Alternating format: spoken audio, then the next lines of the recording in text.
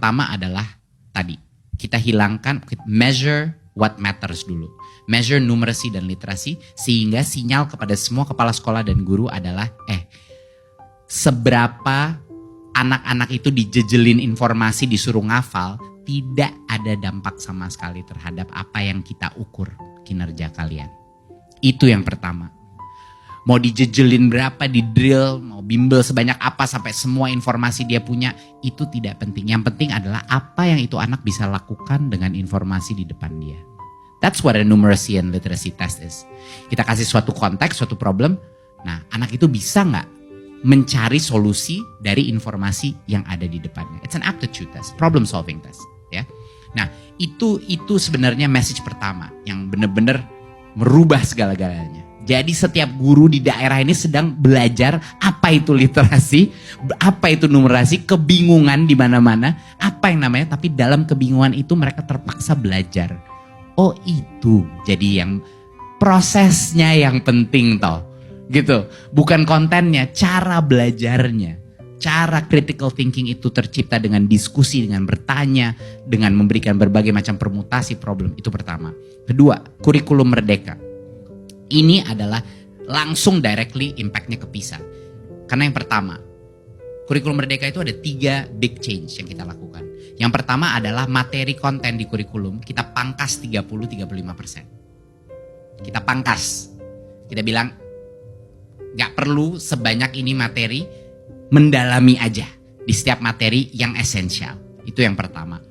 Yang kedua yang kita lakukan adalah setiap guru pertama kalinya dalam sejarah Indonesia diberikan hak untuk mundur atau maju sesuai dengan kompetensi muridnya.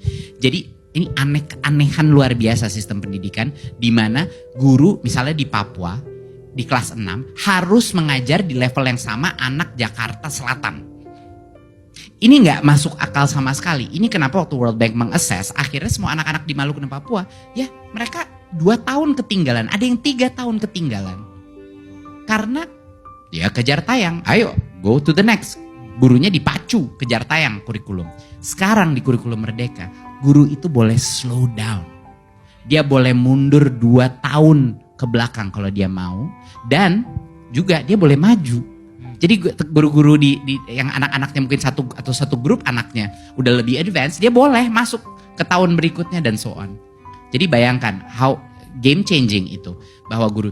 Dan satu lagi yang berubah adalah guru itu diberikan hak untuk tadinya Pak Gita, schedule sekolah itu ditentukan oleh pemerintah pusat per minggu. Bayangin, setiap sekolah di Indonesia ditentukan harus berapa jam mata pelajaran ini, berapa jam bahasa Indonesia, berapa jam matematika dan lain-lain per minggu. Sekarang kita rubah rentang waktunya per tahun.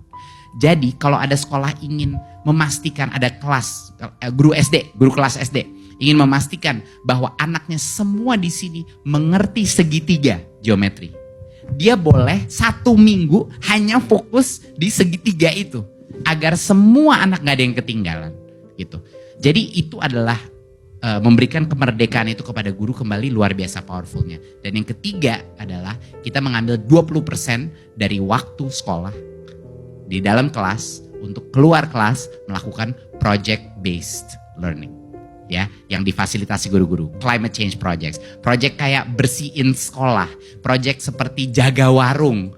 ada satu kemarin orang tua bilang, anak saya pulang dari sekolah, Mas Menteri, dia jaga warung disuruh ngitung-ngitung itu dari warung sekolah gitu. Iya, itu bagian dari projectnya kurikulum merdeka. Dia belajar, katanya kayak gimana anaknya sengsara nggak? Enggak, dia seneng banget.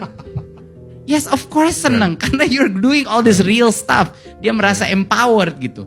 Jadi climate change menjadi tema salah satu yang terpenting dalam ini juga sebagai salah satu project. Itu semua adalah bagaimana kita akan memberikan potensi agar everybody learns sehingga angka PISA naik.